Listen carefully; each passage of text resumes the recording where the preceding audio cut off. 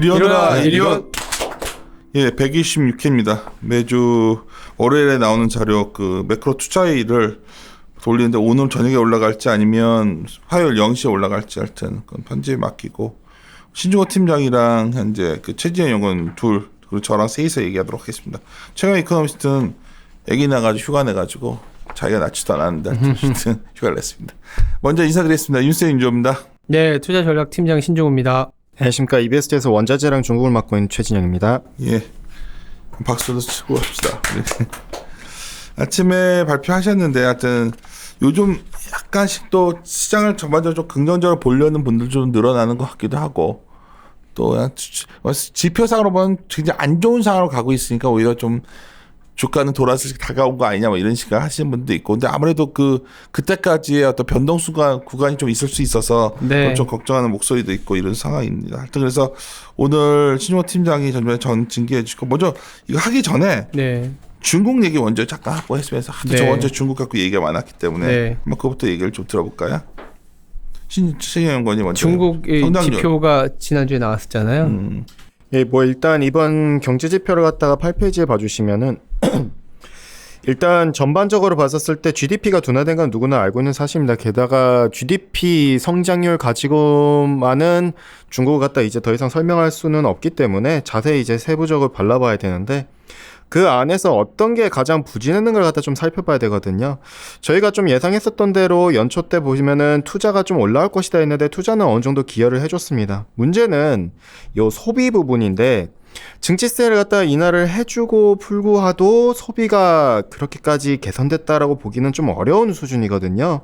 사실 이 부분이 좀 가장 좀 문제되는 부분이었는데 9월달 개별적인 월간 소비를 갖다 놓고 보면은 분명 반등이 나와주긴 했습니다. 반등이라기보다 어떻게 보면은 좀 개선 정도라 볼 수 있겠는데 시장 컨센서스는 좀 부합했고 이전치 대비 올라왔지만은 사실 긍정적이긴 하죠. 왜냐면 국경절이라든가 관공절 이연 수요를 갖다 고려했었을 땐 9월달에 이 정도로 잘 나와주는 건 괜찮긴 한데 우리가 연초 때 기대한 것만큼은 못 미치는 건 사실이다. 뭐 GDP도 그렇겠지만 GDP도 뭐 컨센서스 하회했다고는 하지만은 사실 글로벌 주요 IB들이 봤었을 때는 5%대까지 바라봤었기 때문에 그나마 괜찮긴 한데 어쨌든 이 소비 부분이 촉진시켜야 될 문제가 좀 앞으로 남아있다. 관건인데 정부에서는 지난주에 얘기가 나오기로는 지난주 초 때쯤에 재정부 쪽에서 소비세 개혁을 갖다 하겠다 해서 이 부분에 있어서 좀 드라이브를 걸려고 합니다. 일단 자동차라든가 이러한 쪽 부분을 갖다 해가지고 어떻게든 가전기기라든가 뭐 보조금 정책을 갖다 취했긴 했는데 여전히 개별 지역별로 시행이기 때문에 전반적인 수요가 나오기는 아직까지는 애로가 있고요. 소비세 개혁에 있어서도 조금은 뭐 기다릴 필요가 있겠지만은 입법화를 하겠다 했기 때문에 내년도 일러도 내년도 전인데까지 이제 기다려야 하기 때문에 조금 긴 시간이 필요한 부분입니다.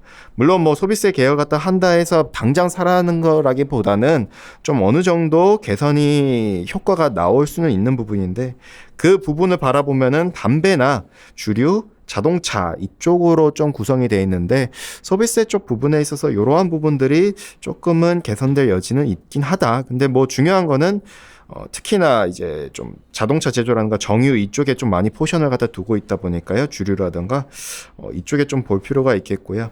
잠깐 근데 하여튼 전반적으로 미국의 막 보도는 뭐 92년 이후에 최저치의 GDP다 뭐 수출도 너무 안 좋다 뭐 굉장히 위기 상황처럼 말해서 글로벌 지수 반응을 했는데 신조어 팀장 생각은 어때? 그러니까 최진영 연구원 말은 뭐 그렇게 나쁜 건 아니다 이렇게 얘기하는데 기본적으로는 지표가 애매한 거는 맞는 것 같아요. 근데 저는 좀 주목했었던 게 소비하고 그리고 지난주에 같이 나온 게 수입 쪽 데이터인데 수입 데이터는 마이너스 8%를 깨고 내려가서 지금 글로벌리 가장 큰 문제가 뭐냐면 그 PPI가 내리꽂고 있는 상황이잖아요. 그러니까. 수렴 현상이 있는데 생산이 잘 안 일어나고 있는 거죠. PMI가 그게 이제 선행성을 보였던 거고 그렇다면 어딘가에서의 디맨드가 조금은 자극이 돼야 뭐 중국이든 내지는 뭐 독일이나 이런 제조업 국가들의 PPI가 올라올 수 있는데 그게 하나의 연결고리가 중국이지 않겠냐. 그러면 수입 증가율이 중국이 조금 올려놔야 되거든요. 이게 미국이 전체 소비에서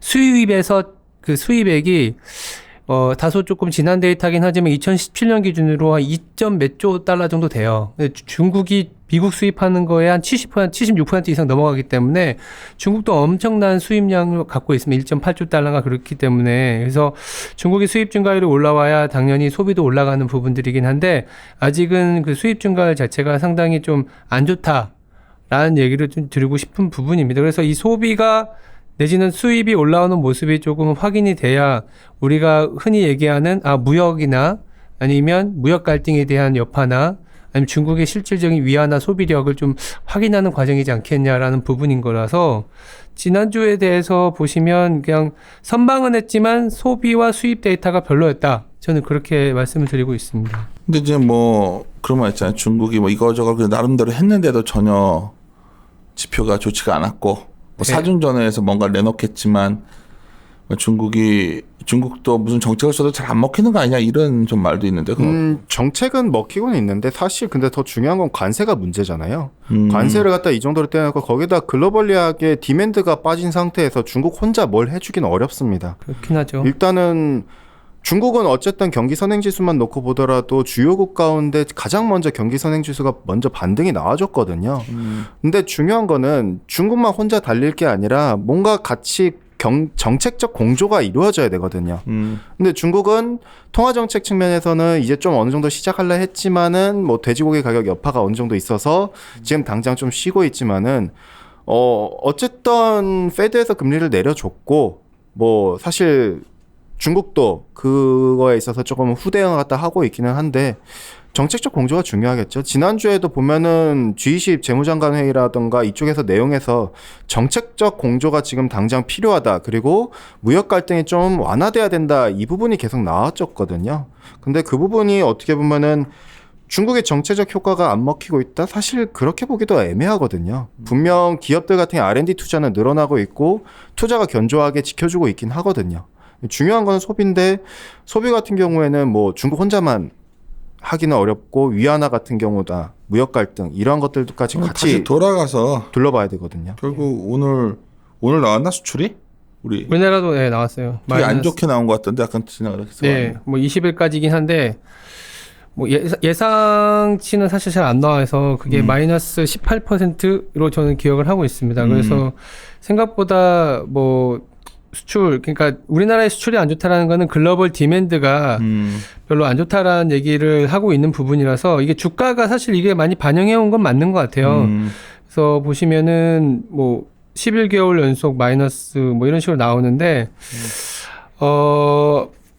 그러다 보니까 최근에 저희가 이제 좀 달러화와 관련된 내용을 좀 4페이지에 넣어놓은 이유가 뭐냐면 최근에 그러니까 지표가 별로 안 좋음에도 불구하고 달러화가 생각보다 더 약해지고 있는 부분이에요. 그러니까 뭐냐면 그러니까 달러화가 강해진다라는 거는 두 가지 해석이 있을 수 있잖아요. 미국이 다른 나라들보다 성장률이 월등히 뛰어나서 달러화가 강해지는 측면이 있고 아니면 글로벌 경제가 상당히 안 좋아져서 이제 약간의 안전자산 손으로 이제 달러가 강해지는 경우가 있는데 최근에는 미국의 경제 지표가 이게 좀 안 좋음에도 불구하고 그리고 다른 나라들의 지표도 아까 중국도 그렇지만 그렇게 막 좋은 건 아님에도 불구하고 달러가 좀 약해지고 있는 거거든요. 그래서 안 좋은 거를 다 반영을 해서 이제는 달러가 약해지는 거냐라고 생각할 수도 있는 부분인데 뭐 따지고 보면 뭐 브렉시트 리스크가 조금 줄어들었다라는 부분이라든지 아니면 미중 무역 갈등이 파국으로 가진 않을 거다라는 건 이런 부분들이 좀 섞여 있는데 뭐 보다 더 중요한 거는 이런 우리가 지금 얘기하고 있는 경제 지표가 안 좋아지고 정치적인 리스크 이런 것들을 다 반영을 한 상태에서 연준이 금리를 더 강하게 내려준다라는 게 이제 녹여져 있는 거죠. 그래서 지금 달러화가 달러화 인덱스 기준으로 뭐 98 내려와서 97 초반까지 내려온 상황이잖아요. 그래서 글로벌리 한국 시장도 생각보다 잘 버텨주고 있는 부분이거든요. 나도 이게 미스터리인데 원래 좀 미국이 상대적으로 달러가 강할 때 되면 사실 이머징이나 한국은 좀 별로죠. 네. 달러가 좀 약해지면 좋아지고 이게 뭐 이거는 네. 그 기계 보면 시계열이 잘 맞는 편인데 네. 최근에 사실 달러가 약하다 볼 수도 없지만 또 강하지도 않고 그 이유를 잘 그게 왜냐하면 정확하게 어딘가에서의 성장이 나오는 건 아니고 그렇다고 해서 성장이 안 나오니까 이제 뭐 미국으로 막 갔었는데 미국은 그나마 성장이 있었으니까. 근데 지금은 미국도 그렇게 성장은 나오지 않은 상황에서 연준은 또 자꾸 이제 금리를 내리거나 자산을 다시 증가시키는 입장이다 보니까 돌아놓고 보면 이런 달러화가 치고 나가지 못하고 돈이 유동성 플레이가 막 돼서 수요가 있는 내지는 성장을 하는 이머징 쪽, 중국을 비롯한 이머징 아니면 최근에 조금은 올라오고 있는 유럽의 소비가 올라오면서 이 시간이 미국 주도에서 내년에는 이머징이나 미국이 아닌 지역이 올라오는 그런 전환기겠다라는 생각은 하고 있어요.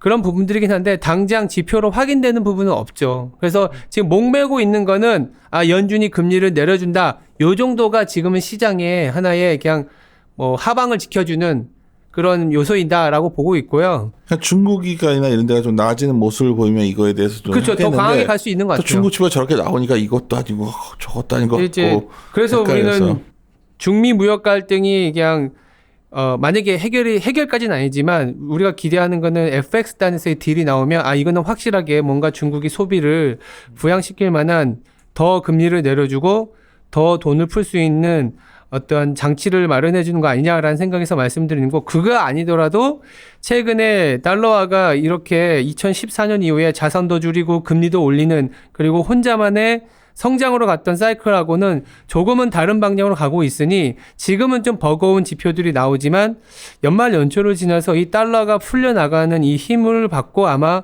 중국을 비롯한 이머징이 바잉 파워가 좀 올라오지 않겠냐라는 그 생각을 말로 갖고 있습니다. 하면은 내년 초가 괜찮다는 얘기인데. 저는 그래서 연말 연초가 나빠 보이지는 않는데 이게 주보에서 말씀드린 건 뭐냐면 이 기대감을 갖고 시장이 상당히 많이 좀 소위 말해서 금리 인하에 베팅을 많이 했어요. 그래서 연준에서 금리 인하를 얼마나 더 해줄 수 있을까라는 퀘스천이 좀 붙어 있는 상황이거든요. 근데 지금 최근에 나온 연준 의원들이 조금 시장이 과도하게 우리한테 너무 의존하는 거 아니냐 식의 어떤 멘트가 나오다 보니까 다음 주 정도에 나오는 FOMC 결과가 금리는 내리겠지만 추가 금리 인하에 대한 그 시선 내지는 그 어떤 뭐라 할까요? 뭐 여지를 조금은 강하게 주지 않을 수도 있기 때문에 그 정도의 변동성은 조금은 버텨내고 가야 되지 않겠냐라는 생각을 하고 있는 거죠. 모니터 말씀하셨지만 최근에 연준 위원들 발언들이 좀 네.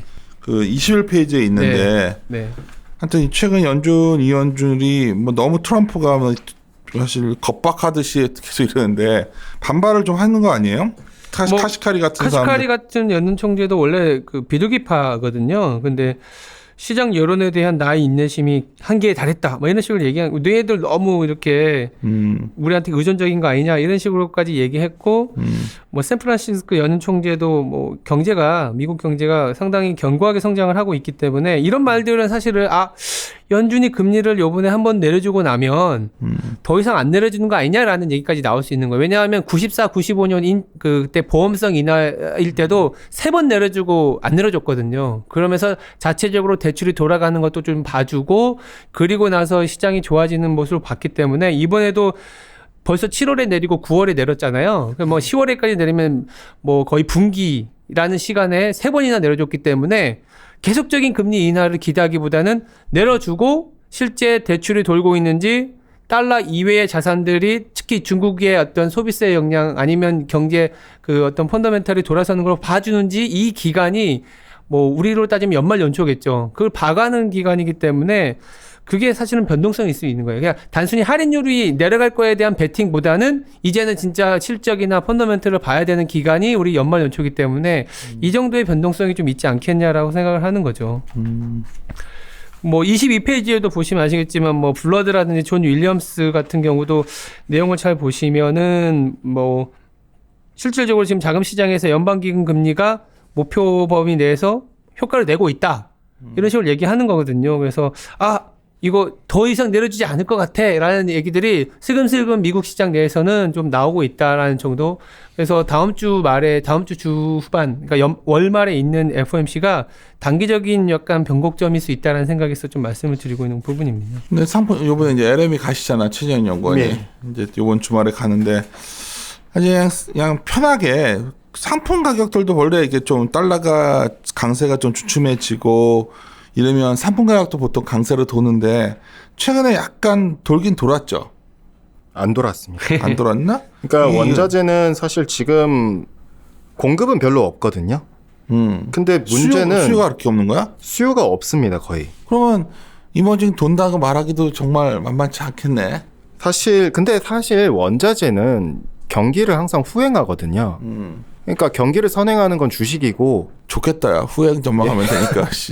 원자재는 사실 그래서 경기가 바닥을 잡는 그 시점만 알면은 되기 때문에 뭐 사실상 지금에 있어서는 원자재가 수요가 뭐 반등한다 이렇게 말하기는 어렵죠. 왜냐하면 사실상 뭐 일단 주식이 먼저 갈 테고 경기 그 다음에 가면은 원자재는 그 다음에 가기 때문에 지금 원자재 쪽에서 뭐가 좀 괜찮게 나올 만한, 사실 달러 가지고도 원자재가 그렇게 많이 튀기에는 좀 상단이 제한되고요. 아니, 내가 좀 궁금한 게 10페이지에 보면 운임비 하락 얘기가 나오는데 이게 무슨 얘기야? 이 부분은 이제 최근 운임 지수들이 다 올라오는 것 같던데. 이게 중국 같은 경우에는 그러니까 니켈이 요 최근에 좀 가격이 눌렸는데 17,000대에서 16,000대로 빠졌거든요. 근데 니켈 가격이 빠졌었던 요인에서는 사실 그동안 올라온 거는 인도네시아가 내년부로 수출을 아예 금지시키겠다 이 얘기 때문에 올라온 건데 중요한 거는 부담 요인들이 몇 가지가 생기기 시작한 거죠. 예를 들어서 중국 쪽에서는 더 이상 이제 디맨드가 많이 나오기는 좀 어려워요. 사실 이제 좀 뭐 부동산 건설도 말이 부동산 건설이지 더 세게 하기도 지금 현재로서는 어렵고, 인프라 투자도 지금에 있어서는 연말에 다가와서 더 많이 하기는 좀 어렵거든요. 그러다 보니 STS 쪽 재고가 많이 쌓이기 시작했거든요. 그리고 두 번째는 가격이 너무 높게 형성되어 있고 재고가 좀 부담이 있다 보니까 결국 니켈 원강에 있어서 필리핀 쪽에서 중국으로 수입하는 이 운임비 자체가 요 최근에 빠졌다는 건 중국 쪽 바이어들이 이러한 재고나 수요 영향에 의해서 좀 주문을 줄이고 있는 거 아닌가라고 볼 수가 있겠고요. 그러한 영향들 때문에 전반적으로 좀 니켈 가격이 다시 또 좀 흔들렸다 정도로 볼 수가 있겠고요.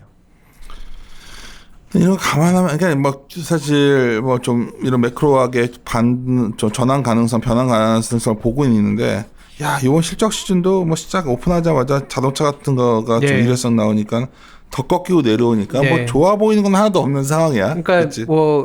그쵸? 뭐 경제 지표는 어떻게 보면 주가에서는 훈행 지표인데 경제 지표도 약간은 뭐 쇼크까지는 아니더라도 당장 개선은 안 나오고 있고, 그다음에 정책에 대한 기대, 특히 단기적으로 정책은 재정 정책은 시간이 걸리니까 통화 정책에 대한 기대가 높은 수준이긴 한데 이것도 어느 정도 좀 반영을 해버린 상황이고, 그러다 보니까 이제 기업 실적으로 좀 넘어가는 사이클인데 이번 주만 하더라도 미국 같은 경우도 뭐 140개, 150개, 뭐 마이크로소프트부터 아마존까지 발표를 하고 우리나라도 이제 본격적인 실적 시즌이 시작이 되긴 했는데 이게 눈높이가 많이 낮아져서 그거는 나쁘진 않은 것 같아요. 그러니까 눈높이가 많이 낮아진 건 맞지만 일단은 실적 자체가 YOY 베이스로는 좀 계속 빠지고 있는 국면이기 때문에 이게 이제 한바탕 또 어닝 추정치가 좀 더 4분기나 내년에 대한 추정치가 좀 내려갈 가능성은 있거든요.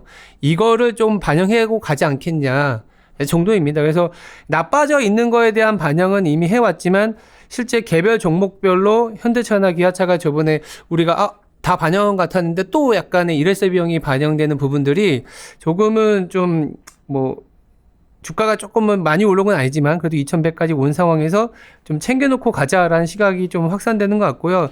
미국 같은 경우에도 미국은 워낙 어닝이 계속 좋았던 사이클을 겪어왔는데 올해는 작년에 워낙 컸었던 기저효과도 있고 더불어서 이제 그 달러화 강세라든지 경제 지표가 안 좋았던 부분들을 좀 반영하고 있어요. 그래서 4분기까지도 좀 안 좋아지는 영향이 좀 가시화되다 보니까 거기다가 자사주 매입도 조금 많이 줄어들었거든요. 그래서 실적 시즌을 조금은 기대하기보다는 이 마이너스 폭을 좀 잡아놓고 이제 내년에 실제 올라가느냐 안 올라가느냐에 대한 기로점이 있기 때문에 실적 시즌만 놓고 보면은 모멘텀을 막 주는 그런 구간은 아닙니다. 미국도 그렇고 한국도 그렇고. 그래서 이거를 조금은 뭐 10월, 11월에 뭐 단기적인 변동성 요인으로 좀 보고 있는 상황이다만 보시면 될 것 같습니다. 참 이게 만만치 않은 게 요즘 오히려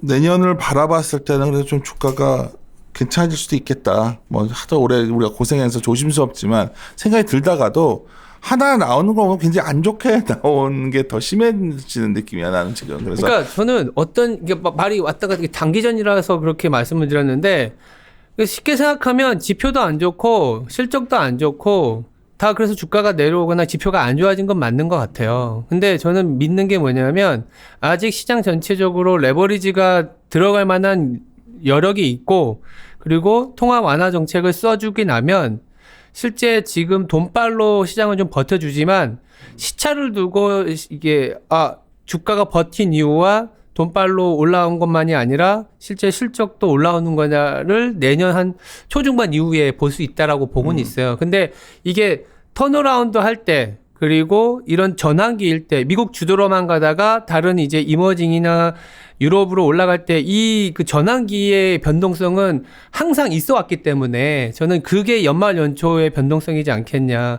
그냥 막 계속 이제는 미국이 끝났으니까 유럽으로 가자. 이제는 뭐 실적 유동성 플러스 쓰니까 다음에 실적이 오니까 가자. 이게 아니라 약간 이걸 좀 챙겨보고 가는 과정이다 보니까 변동성 사람들 오해를 뭐 엄청난 주가 급락. 우리나라 기준으로는 저는 만약에 2,000 깨지면 사야 된다고 보고 있어요. 2000 우리가 저번에도 2,000 깨지면서 2,000 계속 이러고 있는데 어떤 분은 뭐 1,800 뭐 그렇게 얘기하는데 그러기 쉽지 않아 보이고. 네, 1,800까지는 다만 아니고요. 지금 막 치고 나갈 단계는 아니라는 저는 그런 그 얘기를 말씀을 드리는 거죠. 그러니까 뭐 차트로 따지면 이렇게 바닥을 만들어가는 과정이지 않겠냐라고 말씀을 드리는 거죠. 뭐 여기서 브렉시트는 심플하게 존슨이 오히려 물러날 것 같고 그거 별로 엉클 것도 없는 것 같고. 저는 1월로 자동 연장되는 그러니까. 수순으로 가고 있는 것 같습니다. 제일 관건 지금도 마찬가지인데 미중 무역 협상은 어떻게 될 것 같아 최진 연구가? 미중 무역 협상 같은 경우 사실 사인할 것 같아 11월 달에 만나서? 사인은 하는데요. 그 내용에 그 합의문에 뭐가 들어가냐가 중요하잖아요. 그러니까 이때 달러가 위안화가 들어가느냐, 위안화 절상 내용이 그리고 그러면 주식이 좀 힘을 받겠지. 그쵸. 왜냐면 이머징 단에서의 통화도 강세가 되다 보니까 이제 뭐 좋을 수가 있긴 한데 사실 뭐 합의문 서명은 가능할 것 같아요. 트럼프도 지금의 입지도 자체가 조금 많이 궁지에 몰리고 있는 부분들도 있기 때문에 내부적으로는 뭐 대신 조금 아이러니하죠. 이제 좀 어쨌든 환율이 나오려면은 좋기는 한데 이게 안 되면 2차로 넘어가는 건데 환율은 그렇게 되면은 내년 8월 기한으로 해가지고 그 중에 되기 때문에 그래도 내 상반기 중에 그래도 뭔가 환율 가시권이 나올 수도 있는 거잖아. 그렇죠.